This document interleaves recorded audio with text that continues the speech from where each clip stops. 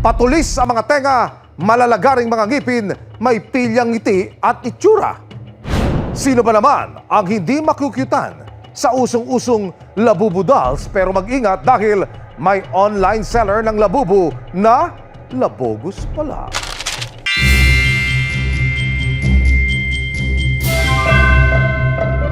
Hanap nyo ba'y Christmas giveaway na pwedeng pang display? Christmas anik-anik for your inaanak and the young at heart. Very cutesy, very fluffy, with twinkling and flashy eyes na napapalitan, naaayusan at nabibigisan pa. Sa pagsikat ng mga laruang ito, maraming Pinoy ang nagkukumakog na maisama ito sa kanilang personal collection o gawing bag charm at anik-anik. Tulad ni Jeddah, isang toy collector mula sa Quezon City. February nitong taon nang maisipan niyang isama ang Labubu doll sa kanyang collection. Sa ngayon, nasa mahigit 50 piraso na ang kanyang Labubu dolls at dahil sobrang ang in demand, naisipan naman ng 25 taong gulang na si Sandra na maging reseller ng Labubu dolls. Sumali po ako sa group, nagtatanong po ako, nagko-comment ako, ganun.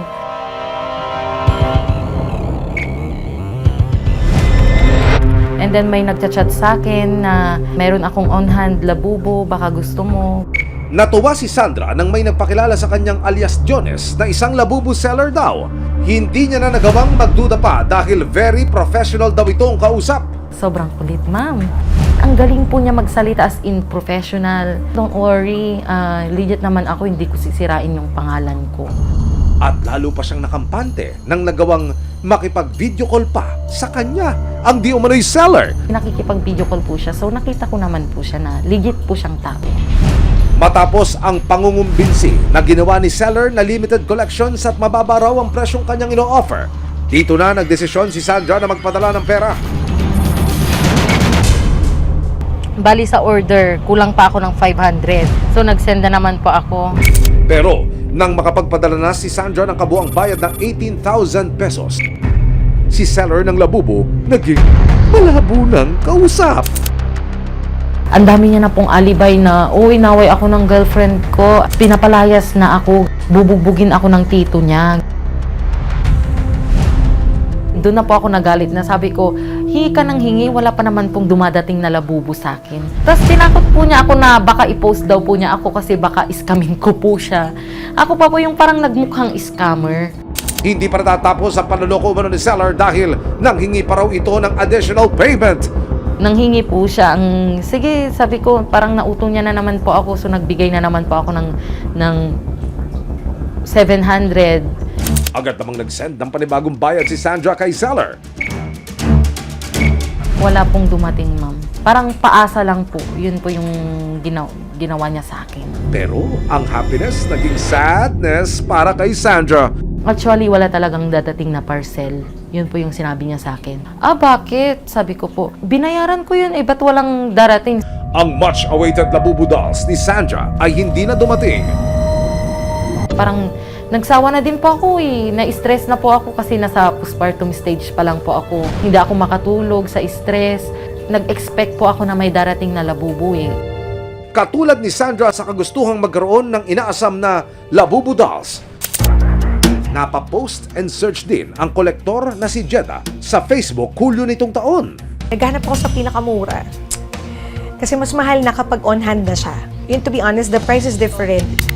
3 magkakaibang resellers daw ang agad na nag-alok kay Jeddah online. Teka, may mga hindi ako nakolekta.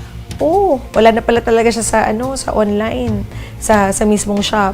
So doon nag-start na akong hanapin. Lalo pang na-excite si Jeddah nang mag-confirm ang sellers na available daw ang mga gusto niyang Labubu item. For 2 months, nagre-reply siya. So sabi ko, kampante. Kaya parang mapapersuade ka kasi. Ang bilis nila mag-reply, tas napakagalang. May pag-God bless pa yung iba. O syempre parang, totoo nga to. Dahil gigil na si Jeddah na magkaroon ng Labubu dolls, agad din siyang nagpadala ng bayad na 120,000 pesos. Tapos sabay na transaction, magkaiba lang ng tao. Ilang araw pa lumipas, hindi pa man dumarating ang mga Labubu, ang sellers na pinagbilhan ni Jeddah nanghihingi pa raw ng additional payment. Kasi total down payment lang, so magaan. O down ka lang ng mga ganito, ganyan. 10% down lang. Ang inaasahang ia-unbox ni Jeddah noong August, biglang undelivered na? So parang all of them, parang I was expecting by August, darating sila. Nang subukang balikan ni Jeda ang mga chat niya sa resellers, na-block na raw siya ng mga ito.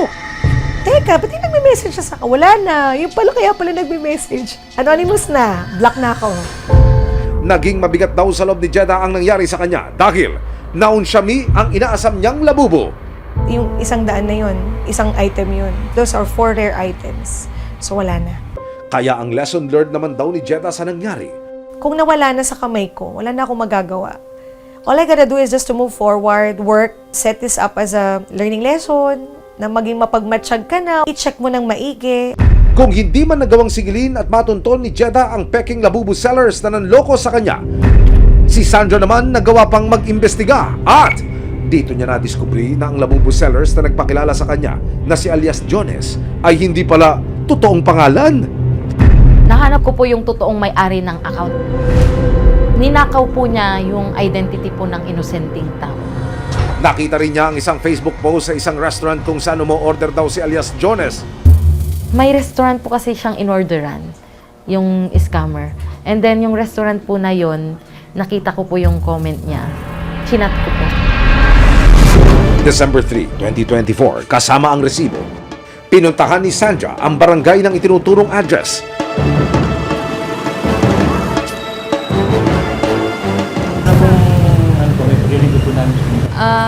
Mag-ano po sana ako, yung reklamo ko po about kay...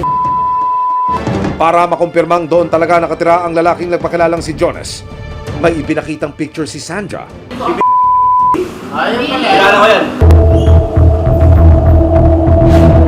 Kasama ang resibo. Pinuntahan ng Barangay Task Force ang barangay ni alias Jones. Nang puntahan ng resibo ang bahay ng nagpakilalang labubo seller, tanging ang kanyang di umano'y lolo ang umarap sa Barangay Task Force.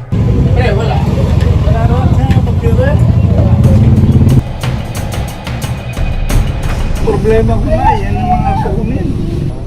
Kaya lang, mga pagkumagawang kalunod. Kaya naman, dahil naabalat nakuha na ng pera, si Sandra, desidido nang magsampa ng kaso, inilapit ng resibo sa Philippine National Police Anti-Cybercrime Group o PNP-ACG para idulog ang mga scam umano na naranasan ni Sandra at Jeda. Ano ho ba yung mga palatandaan na yung katransaksyon mo online ay scammer? Yung tinatawag nilang red flag para ho alam ng ating mga kababayan. Ito ay tinatawag natin ng mga red flags. Una po, kung makikita po natin, yung mga post na ito ay too good to be true offers. Kumbaga, ang sinasabi ay mas mababa siya at mas maganda yung offer na naibibigay. Kung sakaling mapatunayan, posibleng maharap si alias Jones sa kasong paglabag sa Republic Act 10175. Ang mangyayari po doon is violation under sa Article 315 of the Revised Penal Code in relation to Section 6 of RA 10175 or the Cybercrime Prevention Act of 2012 since ginamitan po ng ICT or Information and Communications Technology itong scamming activities. Kaya paalala ng PNP-ACG sa mga buwibili ng anumang kagamitan online. I-assess po natin, kilalanin po natin kung sinong kausap natin. Kasi hindi po lahat ng nakakausap natin sa social media ay tama at totoo. Kadalasan po, gumagamit sila ng dummy accounts para manloko. Panawagan naman ng Anti-Cybercrime Group, huwag mag-atubiling mag-report sa kanila para agad doon nila maaksyonan ang naranasang scam. So very important po na mag-report sila sa amin kung nabibiktima sila. Dalhin lang po nila yung mga transactions or mga conversation nila. Meron po kaming investigators 24/7 open para tulungan sila. Para kay Sandra, ito na ang unang hakbang para mapanagot ang umanay ng loko sa kanya. Para naman ang malabo na naging transaksyon online, luminaw at mabigyang katarungan.